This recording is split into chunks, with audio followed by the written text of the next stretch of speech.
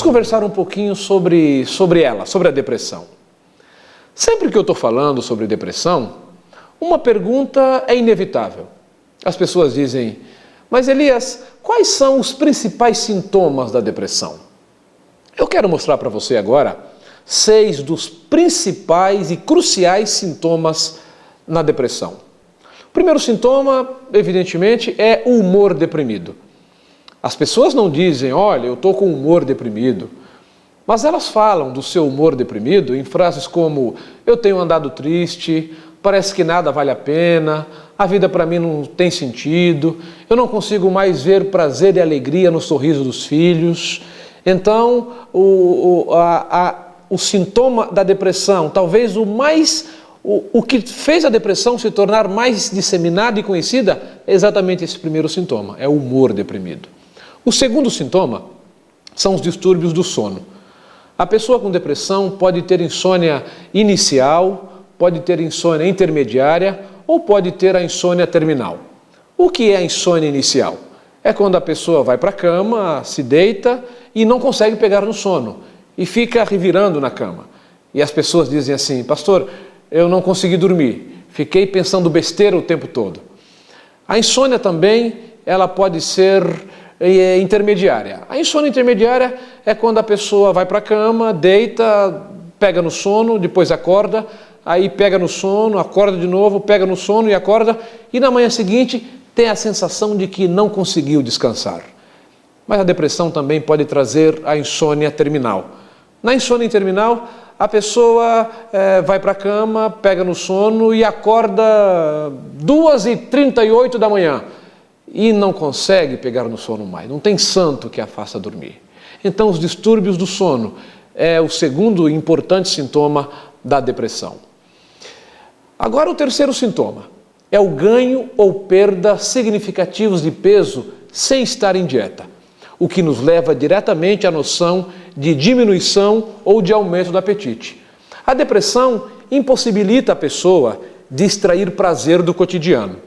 A mente pode responder à falta de prazer, evocando então a forma mais primitiva de prazer de todos os prazeres, que é comer. Ou então, a mente pode responder à falta de prazer, castigando ainda mais a pessoa, dizendo, já que você não tem prazer nenhum na vida, então você também não vai usufruir do último dos prazeres, que é a comida. No caso, quando a pessoa com depressão, ela se volta para a comida, para o ganho, para a restauração do prazer, evidentemente ela vai ter ganho de peso. No entanto, quando a mente a priva do último dos prazeres, que é a comida, então vai ter a diminuição do apetite e daí a perda de peso. O quarto sintoma da depressão é um sentimento de vergonha ou de autodepreciação. Vergonha de quem? Vergonha de si mesmo. E depreciação porque a pessoa acha que ela não vale muita coisa. Aqui nós estamos no campo da baixa autoestima. A pessoa sente-se inferiorizada, desvalorizada. É um sentimento de que ela não vale absolutamente nada. Muitas vezes tem se discutido se a depressão causa a baixa autoestima ou se a baixa autoestima causa a depressão. O que temos percebido é que a depressão e a baixa autoestima se retroalimentam. A depressão alimenta a baixa autoestima e a baixa autoestima, por sua vez, é um alimento para a depressão. O quinto sintoma da depressão é o sentimento de inutilidade, o sentimento de culpa excessiva ou inadequada. O sentimento de inutilidade ou culpa pode ser parecido com a baixa autoestima. Mas veja, a baixa autoestima é um sentimento generalizado e vago, embora possa ser intenso. Mas o sentimento de inutilidade ou culpa, a qual me refiro agora, é específico. A pessoa se sente inadequada como marido, a pessoa se sente inadequada como mãe, inadequado como filho, como filha. E os erros, os fracassos, as perdas e até as multas de trânsitos e as dívidas naturais da vida moderna confirmam e alimentam a sensação de inutilidade e culpa. O sexto sintoma da depressão são os pensamentos recorrentes de morte e não apenas o medo de morrer. A pessoa se vê enamorada da ideia de morte, até o ponto de ideação suicida recorrente, com ou sem um plano específico de suicídio. Por exemplo, a pessoa diz: se eu morrer, será que fulano ou beltrano vão ao meu velório? Se eu morrer, cicrano vai ver só. Me tratou mal, me castigou, foi deselegante comigo e agora vai ter que ficar triste quando eu morrer. Então a ideia de morte acaba se transformando uma arma no pensamento, na mente da pessoa que está com depressão. A tentativa de suicídio, em última escala, acaba fazendo parte também da crise depressiva ou de uma situação de depressão. Se você me perguntasse: Elias, em resumo, quais são os principais sintomas? O que é a depressão? A depressão, em resumo, é um desânimo profundamente penoso, é uma sensação de desinteresse pelo mundo externo, é a perda da capacidade de amar, é a diminuição dos sentimentos de autoestima, é a autorrecriminação, a pessoa se sente má e é uma expectativa delirante de punição. No entanto, há alguns gatilhos que desencadeiam a depressão. A minha experiência e os últimos estudos têm demonstrado que há pelo menos 6 principais gatilhos que podem disparar uma depressão. Mas antes de apresentá-los, quero dizer-lhe uma coisa. Andrew Solomon nos ajudou a entender que a depressão, na maioria das vezes, chega desencadeada por um gatilho, 6 dos quais trataremos aqui. No entanto, após a depressão se instalar, a mente e o corpo assimilam o modelo depressivo de funcionar.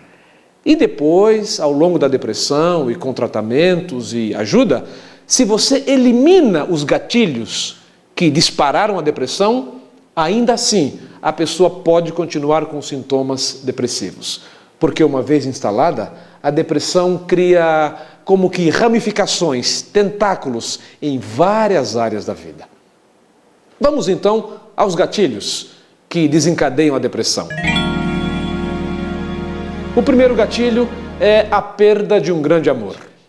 É comum a pessoa com depressão relatar perdas significativas nos últimos 2 ou 3 anos antes do aparecimento dos primeiros sintomas da depressão. Vamos ao segundo gatilho da depressão. Crises financeiras.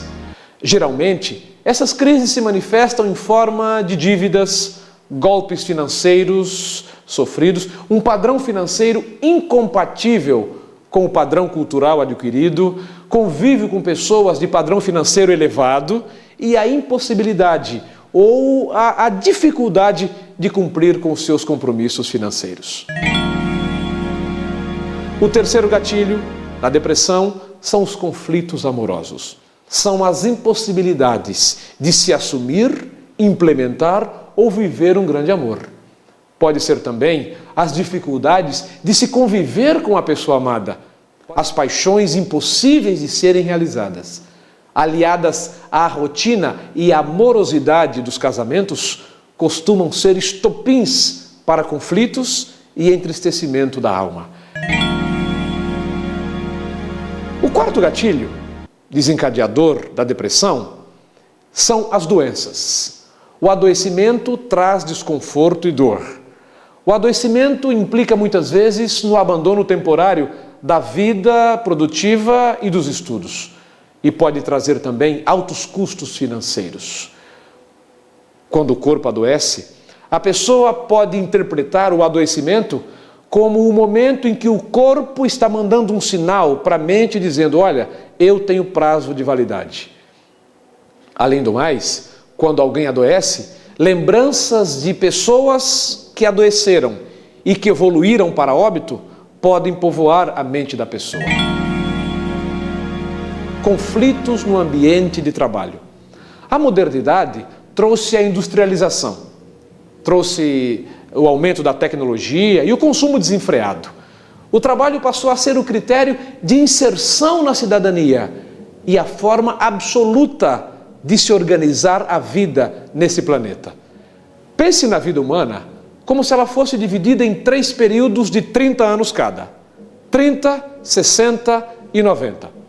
O ser humano gasta o primeiro período preparando-se para o mundo corporativo, para o mundo do trabalho. E ela gasta o último período rememorando, pensando e contando histórias do tempo que trabalhava.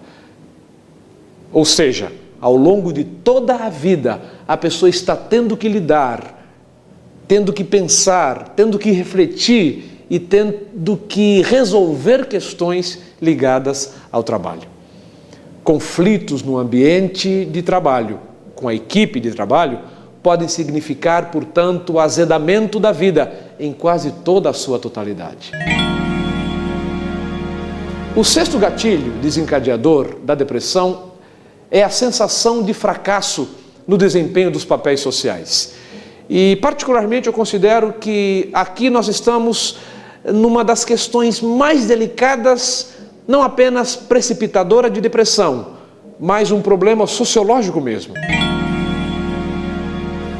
Mas saiba você que estar com depressão não é vergonhoso.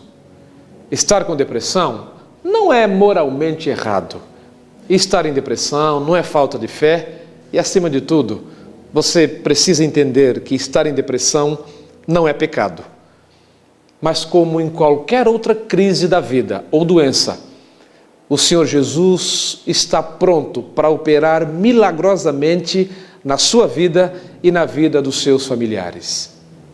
Quando o assunto é depressão, é importante dizer, os profissionais não falam em cura, mas eles falam em controle dos sintomas. Eles falam de uma boa qualidade de vida. E os profissionais indicam mudanças para se adquirir essa qualidade de vida.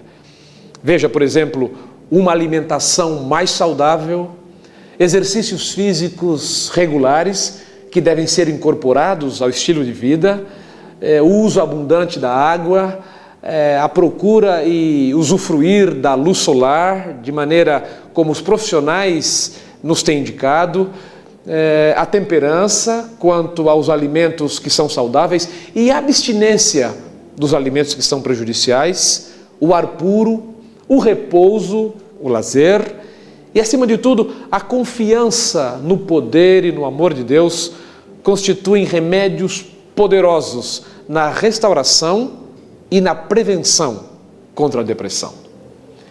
Uma boa psicoterapia fortalece a imunologia mental, restaurando e prevenindo recaídas, criando tal sensibilidade que a pessoa, agora dotada de inteligência afetiva, ela reconhece de pronto a aproximação de uma crise depressiva. Dentre tantas boas psicoterapias disponíveis, a psicoterapia cognitivo-comportamental, aliada à terapia medicamentosa, tem tido excelentes resultados no cuidado da pessoa com depressão. Jesus ama você. Ele ama você e ama a sua família também. E Ele quer ajudar você a superar as crises de depressão. Foi Jesus mesmo quem disse: venha a mim se você está triste e se você está abatido. Eu quero aliviar você desses fardos pesados da vida. E eu quero dar descanso para a tua alma que está aflita e para a tua alma que está em dor. Portanto, se na sua família, se entre as pessoas que você ama, se entre as pessoas que são caras e importantes para você, há alguém com depressão, é importante que você saiba que essa pessoa não precisa continuar com depressão e que Jesus está pronto a ajudar você e ajudar a seus familiares e a seus amigos para se livrarem dos sintomas da depressão. Agora, eu quero fazer uma oração com você. Eu quero pedir uma bênção de Deus para que você possa, se você não está lidando com a depressão hoje, que você seja preservado da depressão. Mas se você de alguma forma está tendo que lidar com a depressão, eu vou orar a Deus para que Ele abençoe você e sua família, para que você possa restaurar a saúde mental, que é tão importante para o usufruto da vida. Eu quero convidar você agora a fechar os olhos e nós vamos falar com Deus. Querido Deus, nosso bondoso Pai, eu quero nesse momento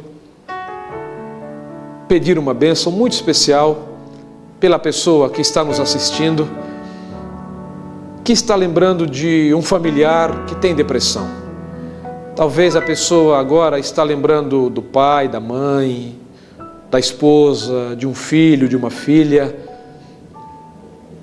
E eu quero pedir também que, se a pessoa que está nos assistindo estiver tendo que lidar ela mesma com depressão, que o Senhor coloque sobre ela as tuas duas mãos milagrosas e santas.